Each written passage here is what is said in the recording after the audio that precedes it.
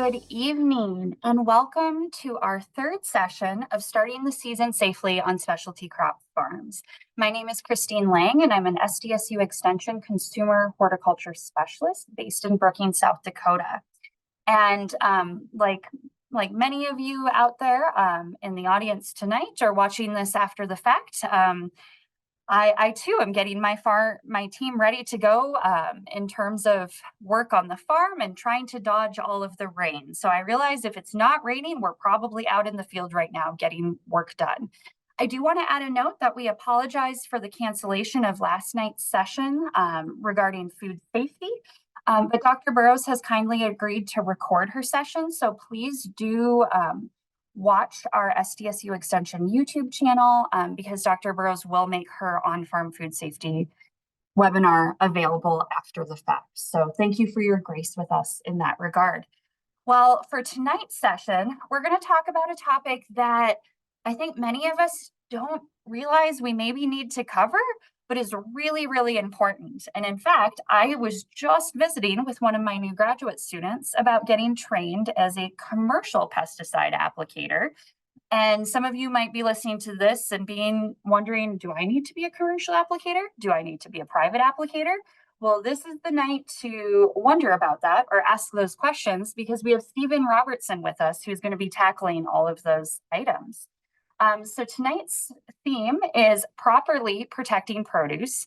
And we're really going to cover, everything related to pesticide regulations and safety, as much as you can in an hour, of course. And we're thrilled to have Stephen here. He's among our newest members of the SDSU Extension team, and he hails from Arkansas. And tonight he's joining us from not South Dakota, I don't think. So he received his bachelor's and master's degrees in biology and his doctorate in entomology. And he uses his knowledge to educate residents of South Dakota on how to safely handle and apply pesticides to protect their investments. And he brings his passion about ecology and the natural world into his training in hopes of providing a broad view of pesticide usage and the consequences therein. And Stephen has kindly agreed to really frame this around root vegetable, cut flower, and specialty crop production. So Stephen, welcome, take it away. And just a note for folks, we're going to have some natural pauses for questions. So as questions come up, please put those in the Q&A and we will add that to the discussion. Okay, now take it away. Thank you, Dr. Lang. Really happy to be here. This was never a position I thought I see myself in, having studied entomology and been associated with researching beneficials. And now I've involved myself into the application world, and so potentially getting rid of those nuisance pests while also saving those beneficials. And so I've been able to find that medium ground. And what I like about working with you folks in specialty crops is that are already in tune to that sort of thing. In many cases, you guys rely on pollinators, you rely on other beneficials to spark the system and maintain things. So it's one of those that I feel probably closer relationship with what's going on here in the specialty crops. Let me get to sharing here. And I'll have to get myself back to the beginning. There we go. All right. Can everybody see that okay? It looks great. All right. All right, so this talk is going to be about protecting your produce, and really what it's about is protecting yourself. And so there's a litany of products out there, and if you guys are doing cut flowers, if you're doing vegetables, if you're doing fruit, there's a list of things that I could present to you about products and protection and pests, but the variety there is just so broad that I think what's more valuable to you all is going to be focused on the safety aspects and how to do this in a way that makes sense for your production. First, I'd like to say that I'm currently at the Ohio State University here for a professional meeting, and I just want to show you guys because it's so relevant.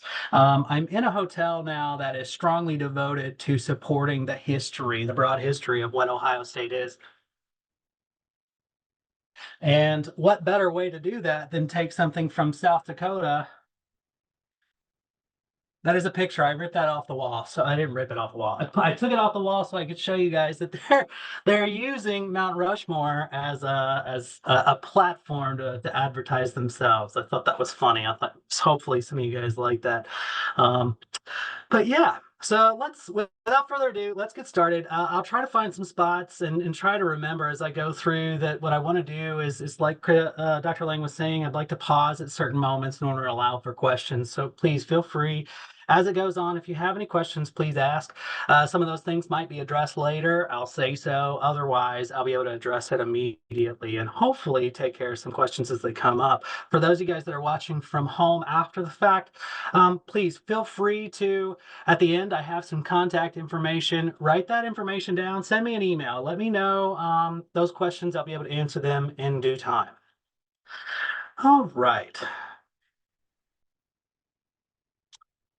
Just curious if anybody knows what this is. And I guess without that sort of interaction that I usually get with in-person meetings, it's kind of moot at this point. So this is probably something that you guys recognize, maybe not in the chemical form, but you'll recognize the name. And really what I want to cover here is just a little bit of the history of pesticides, what happened, how they came about, and how regulations started. This is DDT. If there are any folks out there that are, in the upper range of their age range, you may recognize some of this usage. So you can see that these folks are carrying around some of the early backpack sprayers, and they are applying this just broadly. I mean, these are children. Number one, they look less than 18 for sure. They are wearing no protective equipment. Every single thing that they have on their bodies right now is absorptive and potentially dangerous to be exposed to chemical. Hey, but it didn't end there. We were talking about a time period when we were just spraying it directly on people. We know now that DDT is an extremely toxic compound, not just to humans and not just to insects, but also to birds. If you remember, that was one of the premises for Silent Spring, which we'll talk about in just a second. This is nuts. You can see here, these kids are at a pool, and they are enjoying it. You see the concentration of folks. They are actually in that cloud, spraying a death cloud over the top of children, developing children. And before we had regulation, oh, that's just fun times. And it carries on. It's even worse than that. So on the beach, you can see this child here is actually enjoying himself in the cloud. They had very nice slogans for the usage and continued usage of DDT and preservance of that usage. And we also find its usage in wallpaper and other things, treated wood, where we would just, what we were trying to do is control insects in the house, control disease. And so it seemed like a pretty good idea. Unfortunately, we were pretty ignorant about how we were approaching some of these toxic compounds.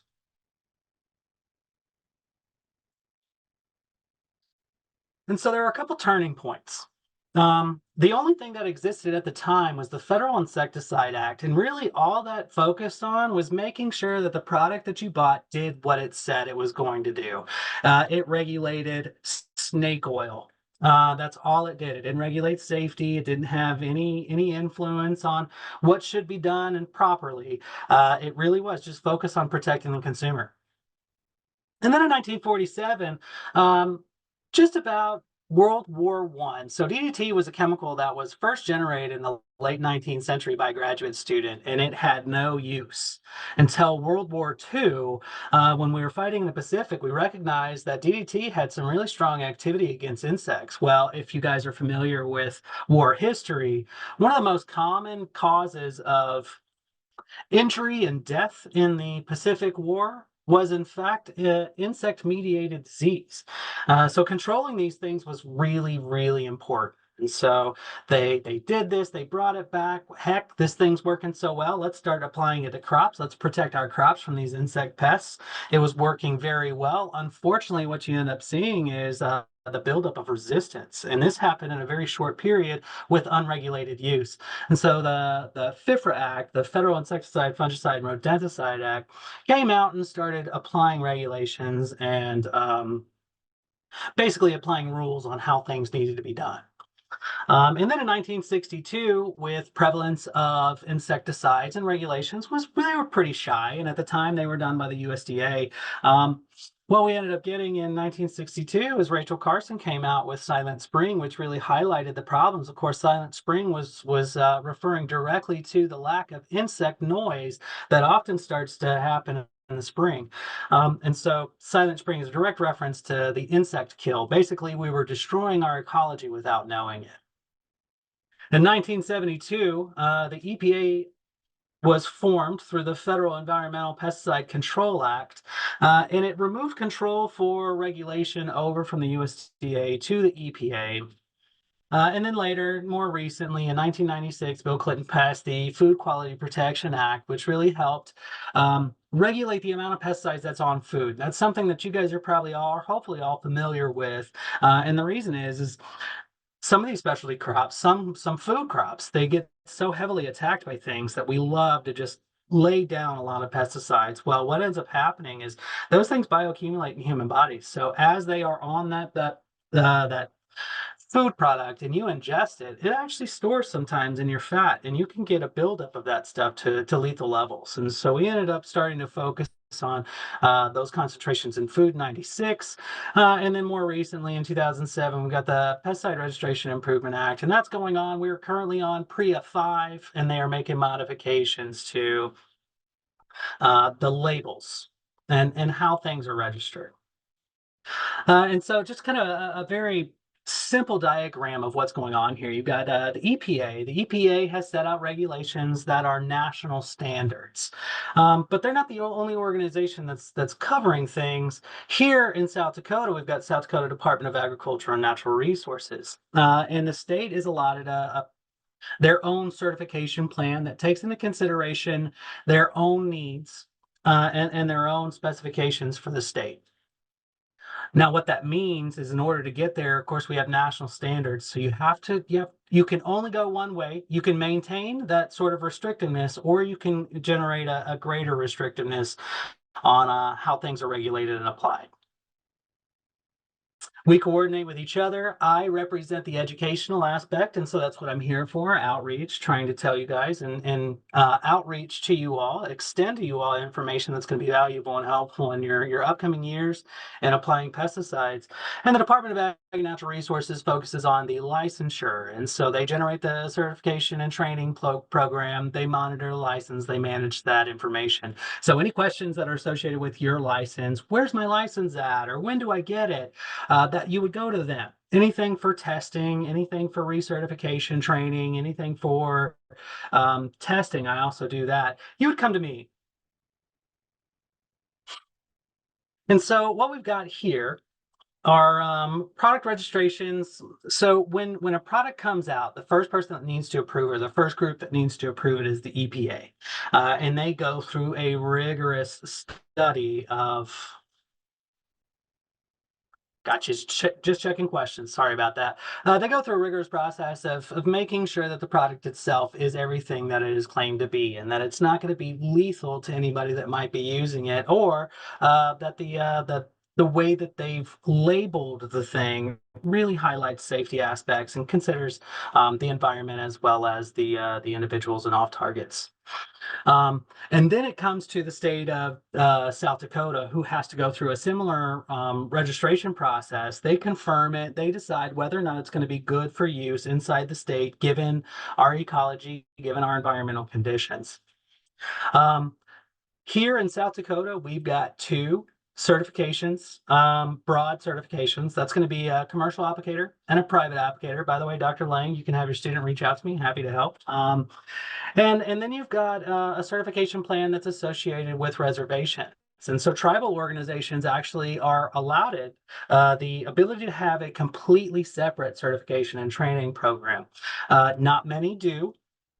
But it is something that we are working on and hopefully going to be extending to them the ability to do so. And so each one of these affiliations, so you've got South Dakota, you've got the tribal organizations, they are allowed to make their own, again, their own certification plan. It has to be stricter than the EPA or the same, or they can accept EPA. Well, I can tell you the all states in the union, including most territories, have their own certification plan to take into consideration those specific state needs.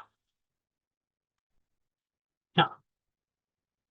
And just to give you a brief summary of South Dakota regulations, the private applicator, which is where most of you all will fall into, private applicator has the potential to make $1,000. That doesn't mean that you make $1,000. It just means that you have the potential to do so. And this applies for restricted use pesticide, general use pesticide, as well as 25B products. So if you find yourself in a situation where you can make $1,000, all of those things then become something that has to fall under the private applicator certification. Our current program has private applicator certification set up for free. And it's good for 3 years. Contrarily, the commercial applicator certification, it's not free. It costs $35 license fee with the state of South Dakota, with the Department of Ag and Natural Resources. And there are no education or test fees, but there are recertification fees associated with my program. And this is anything for anybody that might fall into this category. It's anybody that has that engages or advertises or accepts remediation or money. They accept payment for doing commercial applications or pesticide applications. It also includes government employees as well as some other categories. But in general, it's somebody that's basically going to take money. They are commercially applying this for income. I just want to give you guys some real brief definitions here. Pesticides is any substance or mixture of substances intended for preventing, destroying, repelling, or mitigating any pests. And so that's quite broad. Any substance. So if you were to set a fire because the smoke drives away some insects, as it turns out, that would be classified as a pesticide. So keep that in mind as we go through. The definition for pesticide is quite broad. A formulation is any mixture of chemicals which effectively controls a pest. An active ingredient is the thing in the pesticide that actually does the work. It actually is the one killing the thing. The mode of action, we'll get to some of these later on, but the mode of action is how it does it. The type refers to what it's targeting. The class is going to be based on the chemical structure, and this is something like amines or esters or ethers. These are chemical words that are used to describe the structure itself. The group refers to the actual MOA, so the mode of action, and it lumps things together. This is really important for resistance management, which hopefully we have time to get to. The target is actually the target insect or pest, weed, whatever it is, fungus that you're trying to treat for. That is the target. Everything else, even potentially other pests, unless it's something that you are actually treating for, is off target. So just keep that in mind as well. And labeling refers to all documentation, not just the label itself, but documentation that can be found online only, documentation that includes maybe subsidiaries of the label itself, and so something that you would just have in your glove box. Right now, there are 800 active ingredients registered for use in the United States. That is quite a lot. And I can tell you that with those 800 active ingredients, the registration of new active ingredients takes a long time and is often not the focus of many chemical companies. What they're mostly focused on is formulation. That is something we hope to get to later, but over 14,000 pesticide products in South Dakota. And so that could be one of the most common weed pesticides out there is glyphosate or Roundup. And you can find so many different formulations of that product, both restricted use and general use. It's pretty much everywhere. And so that may occupy close to 20 of those pesticide products. You can find these products either one of these. So what I prefer is Kelly Solutions. You would go to Kelly Solutions. I won't go to it now. I do have a link on here. Unfortunately, you won't be able to see that. But Kelly Solutions offers a comprehensive list of what products are able to be used and for what. And so what you go in, you select your state, you select your product or your pest, and it'll tell you what you can do. The active ingredients are continuously being studied by the scientific community. It's one of the reasons that we have such high turnover rates in what we're able to use. For example, organophosphates right now are one of those that's being phased out. That's just because the safety concern, yes, it kills insects exceptionally well, but it also can have sorry about that. It can also have the unintended effect of if like hurting humanity and other insects as well, including beneficials. So it's important that we continue to study and continue to review based on new evidence. And formulations tend to be the focus of manufacturing companies, as I was saying, and those formulations are proprietary. So what they're actually using in these things, we don't know largely. So they probably have a list of things that you can review, but broadly, that's the one thing that these chemical companies are able to do is hoard their formulations in such a way that nobody else can do it. And it's a lot. There's a lot to manage. There's a lot to govern there. There's a lot to regulate. And so how do they regulate? Well, the EPA actually came up with a really clever way of taking care of that, and that's by issuing these labels and the restrictions on labels and regulations associated with labels. This is really important because rather than having an individual cover every single aspect of the problems you might experience or how to use each individual, they put the burden onto those manufacturing companies with very specific regulations on how things need to be highlighted, how the user, the applicator needs to be informed, and what they need to be informed about. So what kind of information can you find on there?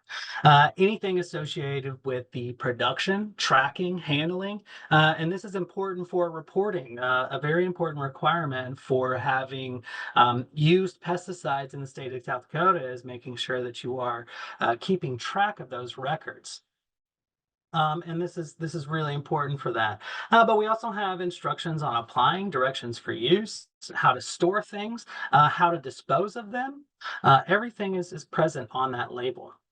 And it also offers pesticide product details. And so we talk about, what the target would be, and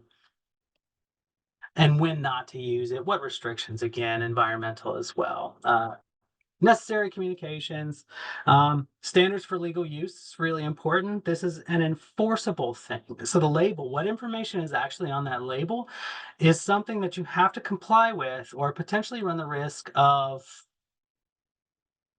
fines, potentially run the risk of health effects. So there's a lot of things, but for legal use, when it comes down to inspections, they're going to be basing it on that label. So make sure you are following those instructions.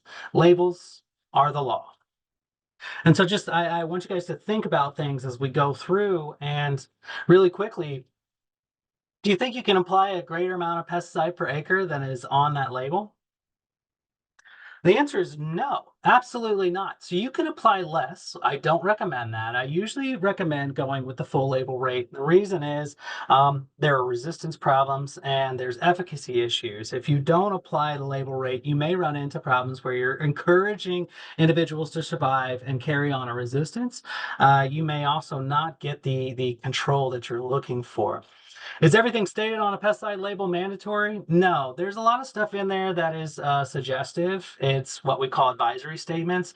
And so it'll say something along the lines of, this is best. Does that mean you have to use that thing? No, there are other options, but it's telling you the best route is using that. And that's really important when it comes to personal protective equipment, which we'll get into later. This thing is going automatically, so I apologize. You're getting the answers before you know. You probably know. Hopefully you know anyway. Can you use a pesticide on a crop that is not on a label? No, absolutely not. Unless it is specifically stated on the label that it is approved for use in a crop system, you cannot use it. So even though a product may be excellent in taking care of the exact pest that you're currently struggling with, you may not be able to use it depending on what the label says. So when should you look at the label? There are a number of times before you buy it, make sure that you're purchasing a product that's actually going to suit your needs. Before you use it, when you get out there, don't catch yourself unawares and say, oh, well, I didn't know I was supposed to be wearing gloves, or, oh, I didn't know I should be wearing a face mask. Know that before you get out there and make sure that you are prepared to use it legally. Before you store it, storage is a major issue. Make sure that you are storing in clean conditions and you're following that label. And before you dispose of unused pesticides, this is something that once we're done, hey, it's just like a few drops. That's never okay. And there are very specific ways in which you're supposed to dispose of unused pesticides. I just got a notification that my connection is unstable. So if I lose you guys, I apologize. I will get back on it. I promise. All right. Steven, one Yep. suggestion, try shutting off your video just to let it catch up and we'll still hear you. Okay. All right. So hopefully that'll do it. You can just listen to me. All right. So here we are with restricted use pesticides. There's always a restricted use statement. And this statement really clarifies specific regulations and restrictions on how it can be used. It's always at the top of the label. It's one of the first things that you should be reading.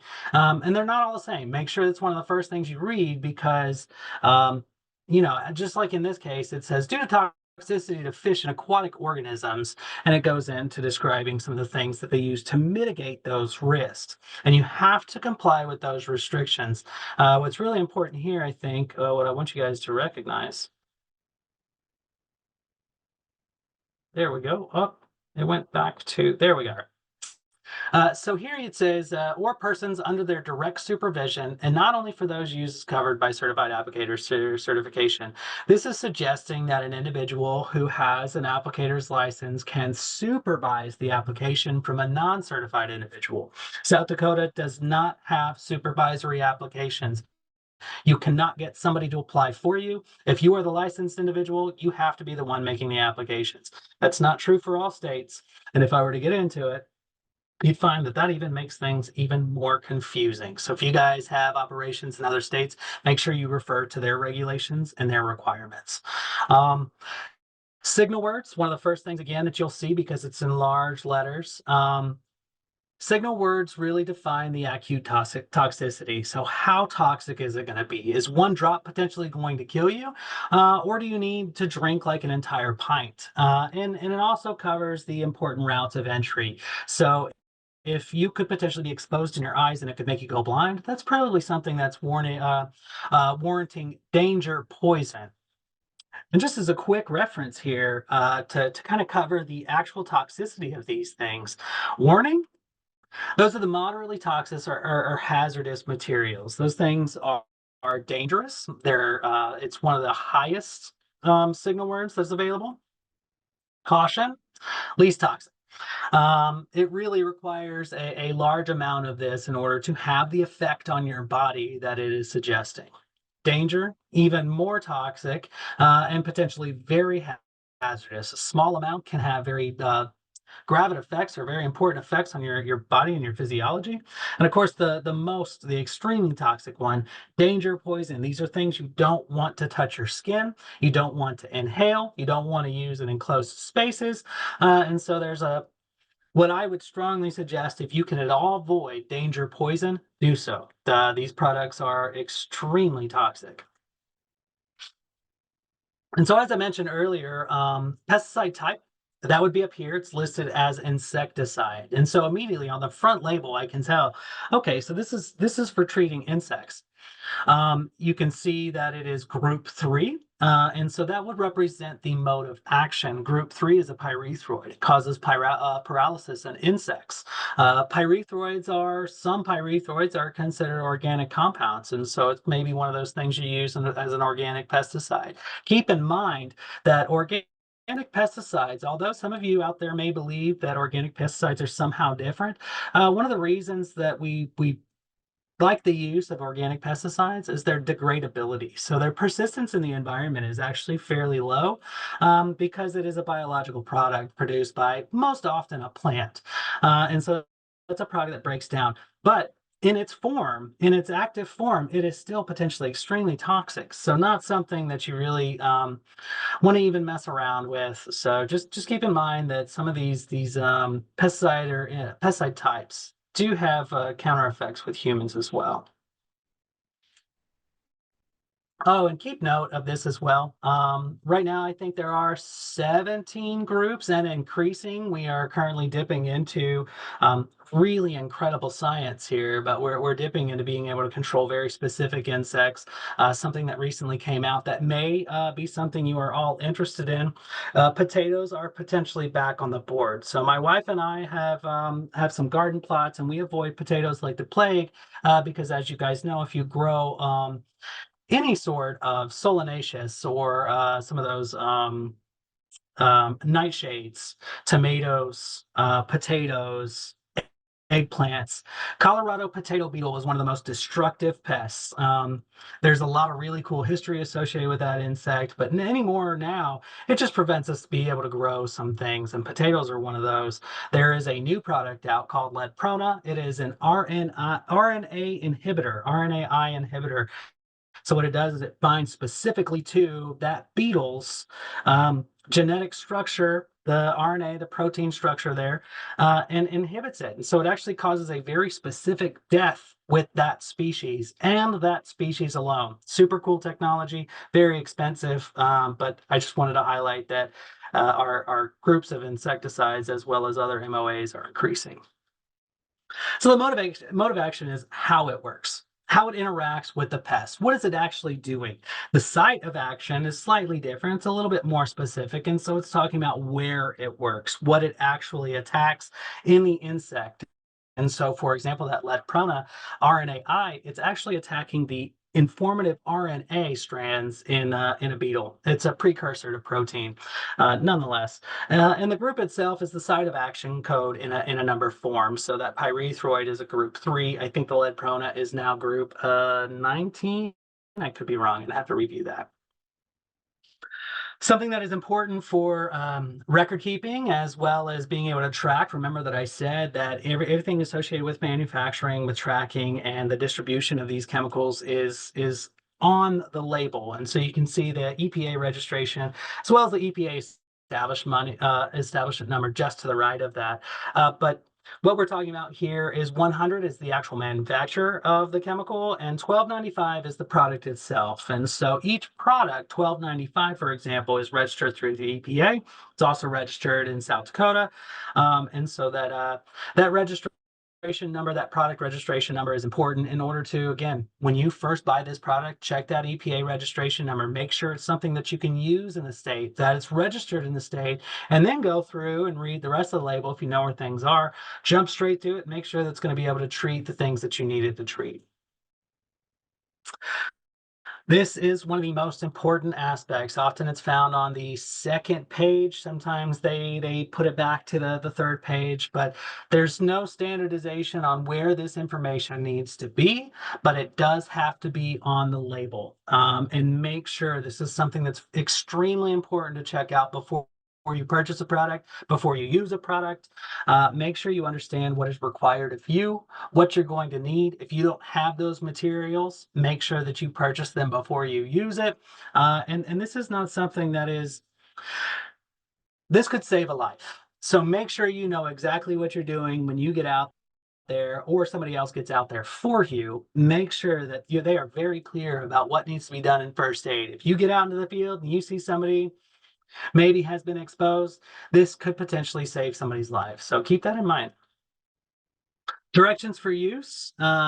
This is usually closer to the end. And so really what it's talking about is it gives you very specific usage. Now, this is a truncated or a very reduced form of that, but you can see how it's listing out some of the things that need to be done in order to apply this product appropriately.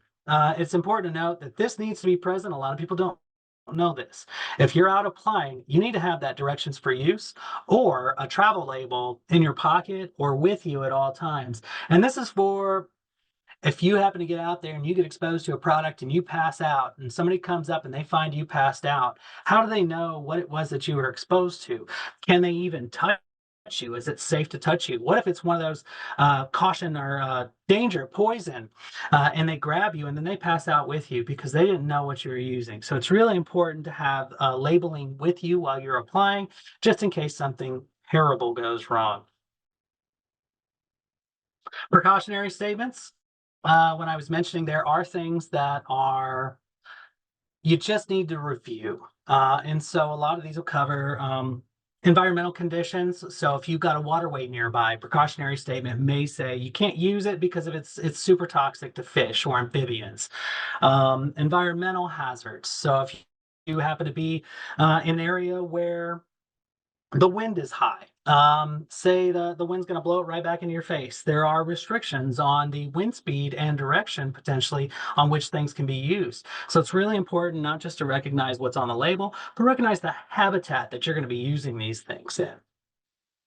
It also talks about physical and chemical hazards, so interactions that it might have with common chemicals. Say, for example, something interacts with water, and that's something, or the oils on your skin. These are things that are going to be highlighted in the precautionary statements, and it really details some important information. Make sure, again, you read that label in full before you buy, before you use, before you store, and before you get rid of waste. Now I'm going to dip into personal protective equipment, and this is something that is also increasing in science and understanding. And currently, there are certain practices that are being conducted that we're finding as we go on that it maybe not the best idea. And so winter accidental exposures, most common. When should you absolutely be wearing personal protective equipment? Well, it turns out it's when you wouldn't expect it. It's when you mix a chemical. It's when you're cleaning the equipment. At these stages, like you're not applying the chemicals, so that thought of exposure may not be very obvious. But recognize that these formulations often have the active ingredient in extremely high concentrations, especially those restricted use products. So when you go in and you spray out your tank, well, it turns out all that backwash could be containing pesticide residue that could get on your skin, it could get on your clothes, it could get in your mouth, your eyes, etc. So even when you're mixing, even when you're cleaning, whenever you are handling a pesticide, make sure you are wearing the personal protective equipment. I always recommend the full get up. You may as well wear the full gear, but the regulation itself is, again, it's on the label. It tells you exactly what you need to be wearing. And this is one of those cases where it could recommend. And so it may say your laminate barrier gloves work best. So that's not saying you have to use those. It's saying that in order to get the best protection, that would be your best bet. I want to cover real quick some of these types of gloves. Gloves are really important. It's your first line of defense. Most of our handling is going to be done with our hands, so it's really important that you protect those. The pathways of entry, hands are oftentimes the most commonly exposed parts of your body. And so we do have very specific gloves that are good for different situations. Probably the best glove out there broadly is going to be barrier laminate. And so this is the solvent category. This is associated with those carriers. It goes back to that proprietary mix of inert or inactive ingredients. And so the solvent itself has these gloves are good for certain solvents. Some of them are going to absorb those. Some of them may even dissolve in certain solvents. So it's important to recognize that not every glove will work. And regular garden gloves will never work. Those are inappropriate for pesticide applications. Those are absorptive materials. And what you're going to end up getting is just pesticide laden gloves. So even when you go out and you're just pulling weeds because you're wearing those gloves, those garden gloves, you're actually exposing yourself over and over and over again to those pesticides. And for those that are super persistent, they will stay there for a very long time. And they increase in concentration if you aren't appropriately taking care of them. This is a good pictorial view or a visual view of what these things look like. Butyl rubber here is an excellent one. It's part of a full get up. Your neoprene and latex, thin latex, there's not much that's going to protect against. Vinyl, again, also has some protection, but not much. Nitrile is really the most basic form. And again, it depends on what carrier or what solvent that is in the product, the formulation itself, if you can use those. It's also important to recognize that certain equipment that you might just generally wear, if you go out without a Tyvek suit, most things don't require that you to wear that full onesie Tyvek suit. But it will require that you have some understanding of what's going on. And so new science is coming out that's suggesting that gene material, for example, grabs onto and holds on to pesticides, even when they go through a wash. There's a lot of residue that is kept on jeans. So jeans aren't necessarily, it's probably one of the most common things that people wear when they're applying pesticides. I know myself. In those situations, I would probably be wearing jeans. Now, unfortunately, because of the way the stitching, the structure, it's all cotton, it just grabs again. It grabs a hold of those pesticides and keeps them even after a wash. And we've shown that from other materials, it will come off of the other materials and go and stay into the genes. So after a wash, you end up finding higher concentrations of certain pesticide products and genes because they were washed with other pesticide-laden materials. Keep that in mind. Again, this is one of those things where you just wash a pair of jeans, you're thinking it's no big deal. I'll be able to toss those back on. And in fact, what you're doing is you're exposing yourself over and over and over again to these toxic compounds.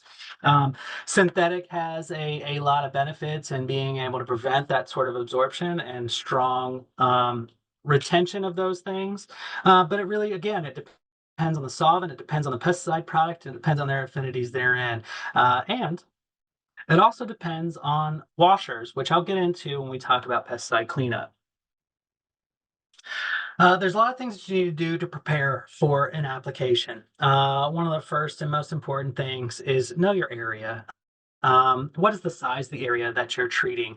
What is the sort of structure? Are you potentially at risk of tripping and falling over? Make sure that you understand the places that you're going to be applying these things and that you're not going to be exposing yourself in unnecessary risk. You also want to monitor those environmental conditions. Again, in the label, it'll often specify wind conditions. And as we know in South Dakota, wind is a very serious deal. And for those of you guys that are operating specialty crop farms, when somebody applies next door on their corn and soy, that wind, if it blows over into your tomatoes, if it gets onto your strawberries, a lot of these fruits, vegetables, they are so sensitive to these materials that you can get an entire crop kill just because of drift caused by wind.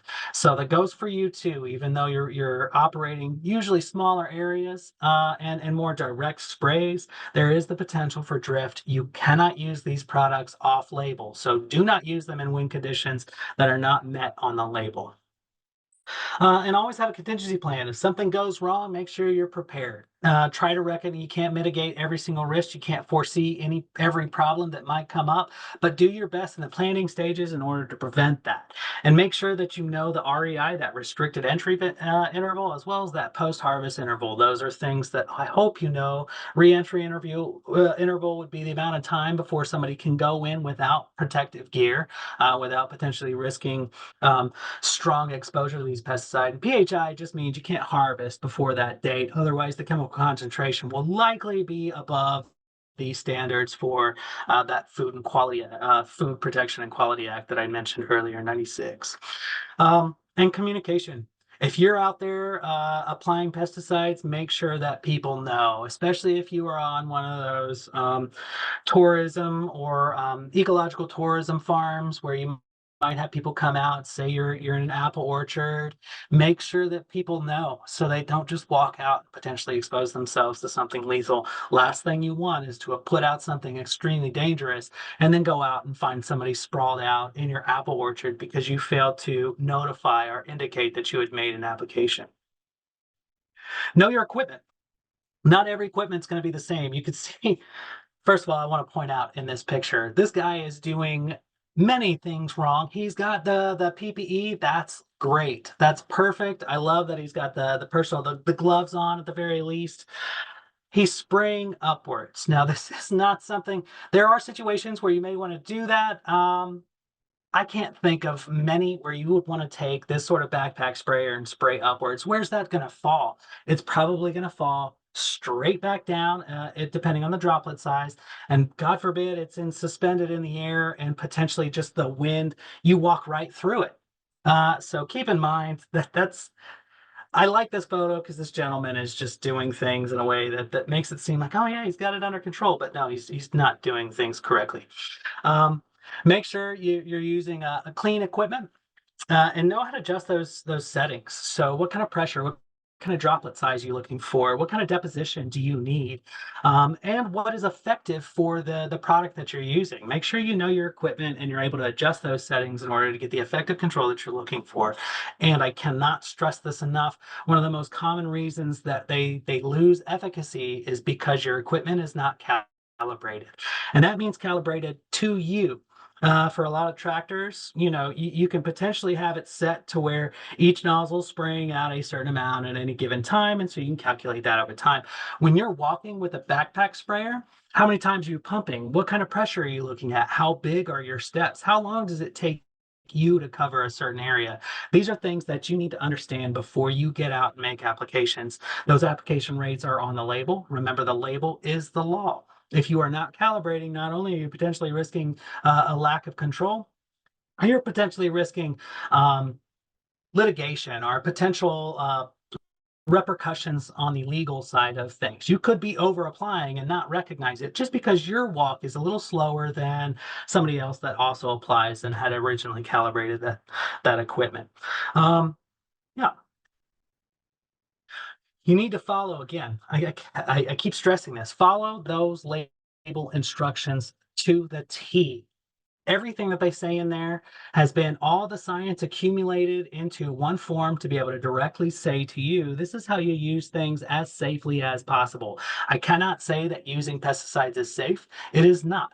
So what we try to do is mitigate the risk. If you follow those label instructions, you're in pretty good shape. And you'll need to know how to mix things. And so you need to calculate how much active ingredient you need, how much carrier liquid or let's say water, and most often is the case, how much water you need in order to cover that amount of ground. But again, you also want to follow those label rates. When you mix things, make sure you're doing it safely. Make sure you're doing it on flat, stable ground. If there is the potential for a spill, which there always is when you're handling this kind of thing, make sure you're over a self-contained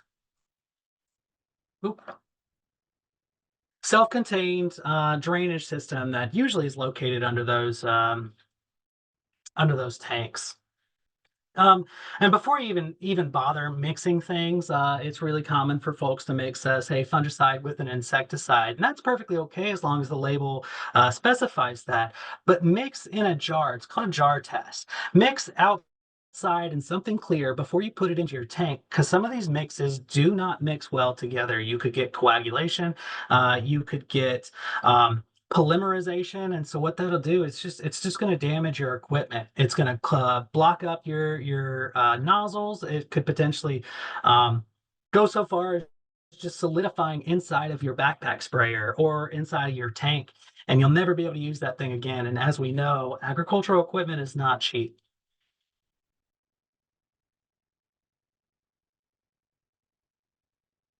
There we go. Okay. And so it's really important that you know how to calculate these things. And I'm run through a very simple example using the same label that I've been using this whole time. It's Warrior 2. It's an insecticide. It's pyrethroid insecticide offered through Syngenta. Um, and again, what we're going to do is we'll go through, we'll look at what is specified on the label. And what we're going to do is a quarter plot. And so not not an entire plot. We'll do 160 acres for soybean. I know that doesn't necessarily represent you guys, but part of the reason that I've done that is because the mathematics. I don't want to overwhelm you with what needs to go into it. What I just want to do is show you an example of how to calculate these things. So you can see here that Warrior 2, this right here, contains 2.8 pounds of active ingredient per gallon. That's a lot. And that's what I meant by the concentration of these things. More and more, we are looking how to concentrate AI and how to get more and more active ingredient into a carrier fluid. 2.08 pounds of active ingredient per gallon. That's quite a lot. And so what we're going to be doing is we're going to be treating for the cutworm species. You can see down here, black cutworm, for example, cutworm species in soybeans, you're looking at 0.015 to 0.025 active ingredient per label. And so quarter plot again is 160 acres. You can have this much active ingredient. There are 2.8 pounds of active ingredient per gallon of product. So first thing we want to do is calculate how much active ingredient we need to cover 160 acres.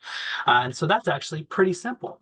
That would be maximum rate here is 0.025 pounds per acre. I multiply that by 160, simple enough. I need 4 pounds of active ingredient. So how much of this pesticide product do I actually need? Well, you just multiply or divide 4 pounds by the amount of pounds of active ingredient per gallon. You end up getting 1.92 gallons.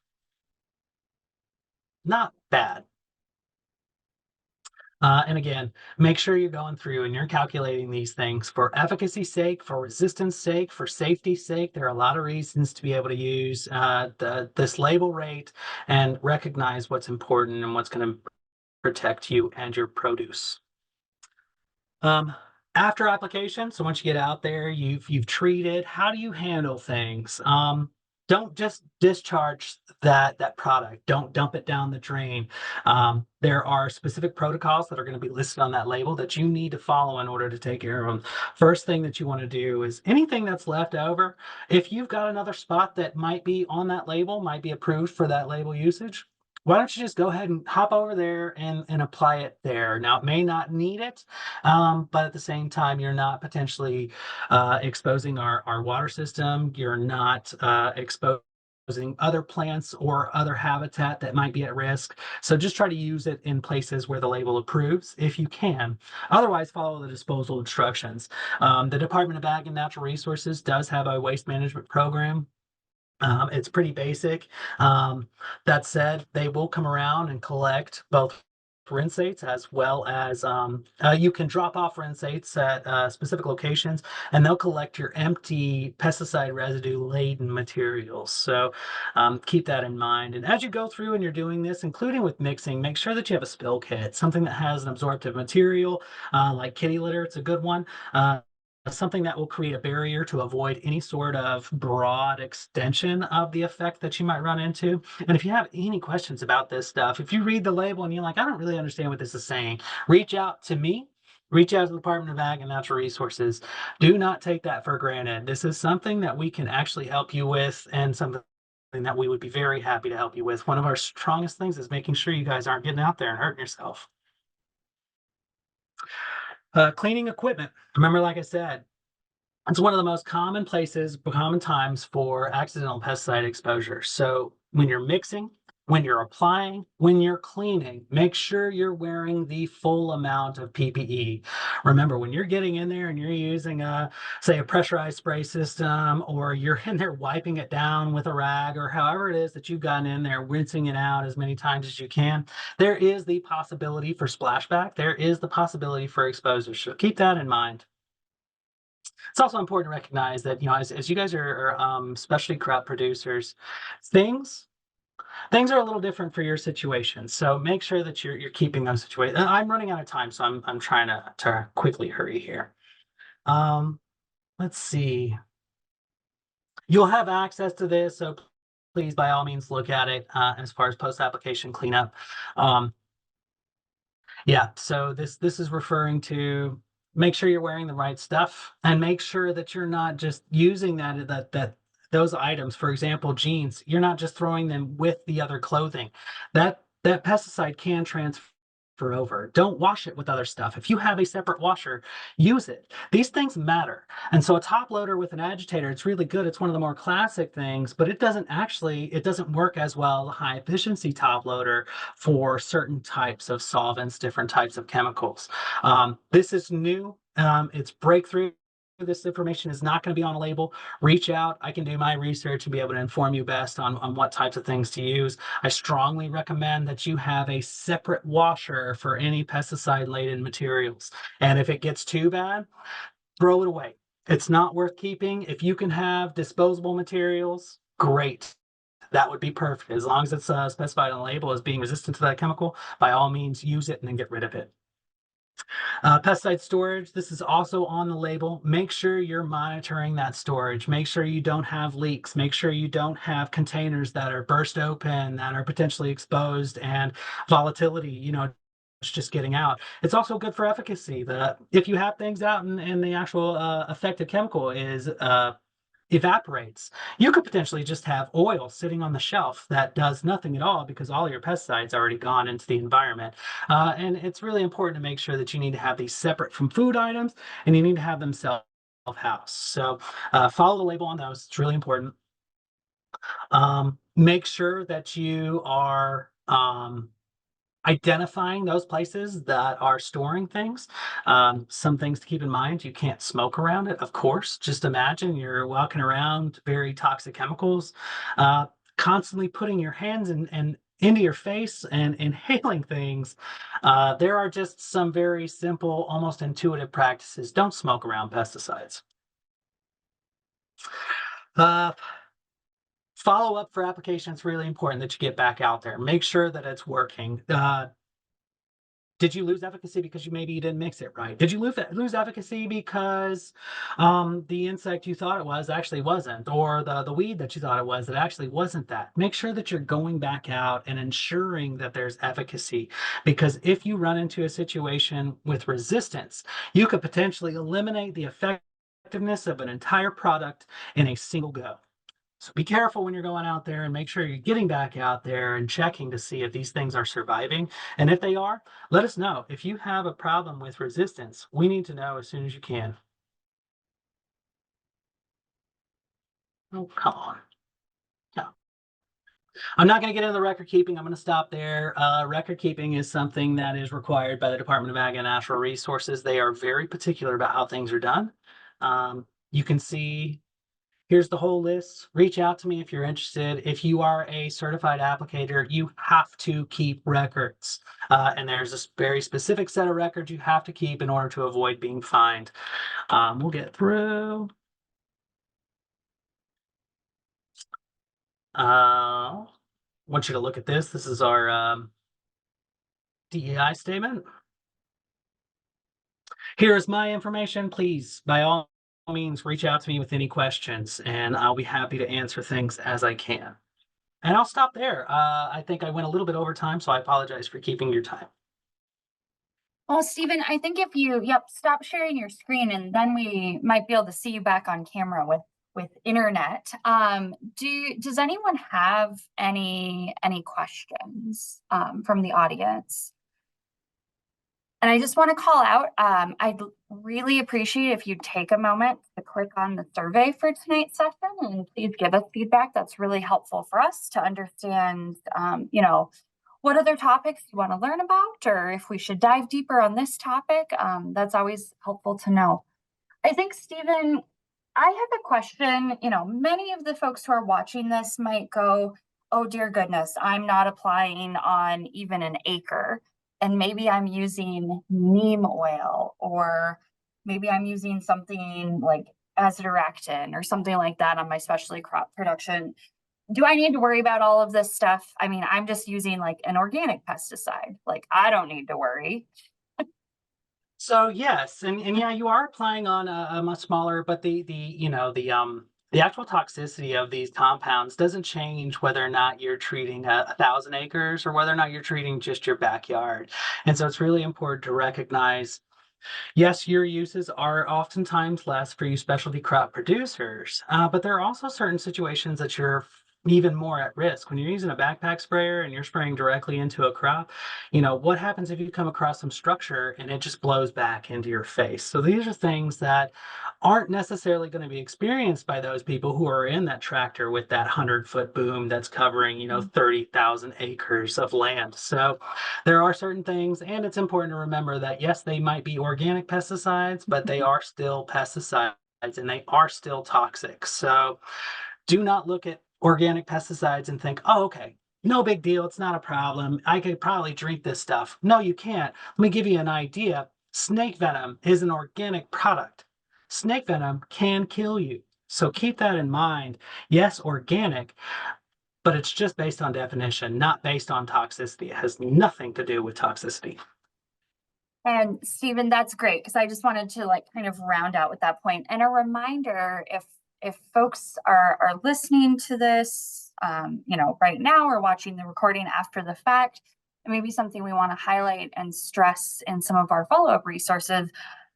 What scale of farm, if I'm spraying the neem oil or the insecticidal soap on my quarter acre urban farm and I'm selling vegetables at the farmer's market, do I fall under regulations?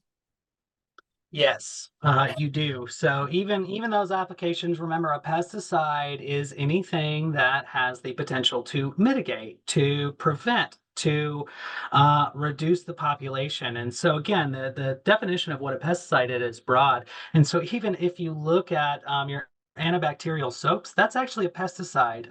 Now it's a general use pesticide. We don't have to be licensed in order to wash our hands, thank goodness. But when you get out there with neem oil, for example, that is something that is going to be regulated.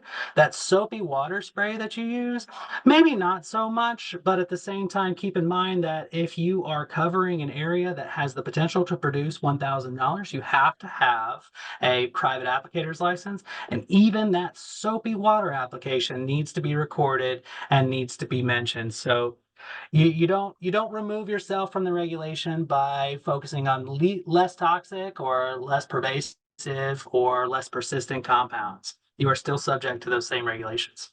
Awesome. And at the end of the day, it's about keeping you safe. It's about keeping your produce or your flowers safe, and it's about keeping your consumers safe. So that's really, I just want to end with that take home message. And Stephen, any last parting word or take home message that you really want specialty crop producers to know when it comes to pesticides? Really appreciate you guys having me and taking the time to have a listen to what I had to say. Again, I think specialty crop is one of those that is an admirable practice. I think you guys are potentially doing things that are clashing against what the rest of the environment around you is doing, and I can applaud you for that. Just keep in mind that there are still needs for your own protection, as well as the protection and safety of the environment around you, the workers that may come out. Make sure you know those worker protection standards. Um, there's a wide variety of topics that there's no way I could cover in a single hour, but please reach out to me if you have any questions or any comments or concerns about pesticide usage. And I hope you're looking at it slightly different, not more negatively, but just in a way that's more safe. You're having a safer perspective on things. Awesome.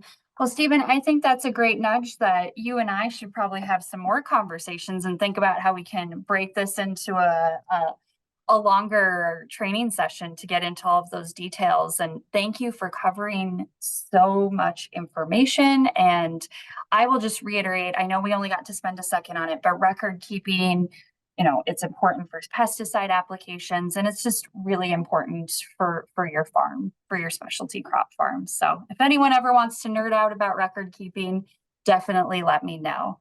Well, I want to thank Stephen. I want to ask our audience members one more time if you'd kindly fill out our survey. And I want to remind folks that we're going to be back tomorrow evening for our very last session. And we're going to have two presenters tomorrow night who are going to be focused on, I want to get the acronym right. Okay, we're going to work on extreme heat, and we're going to have projections and protection. So we're going to hear from Laura Edwards, our state climatologist, on what summer has in store for us.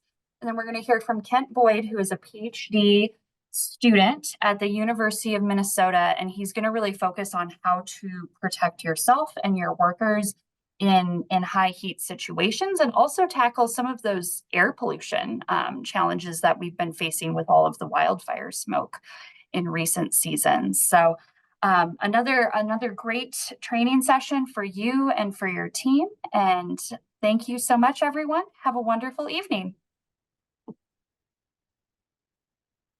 Thanks, Dr. Lang. Thank you. Safe travels. Thanks. Hopefully it goes smoothly. All right. I'll see you on the flip side. Bye. Bye.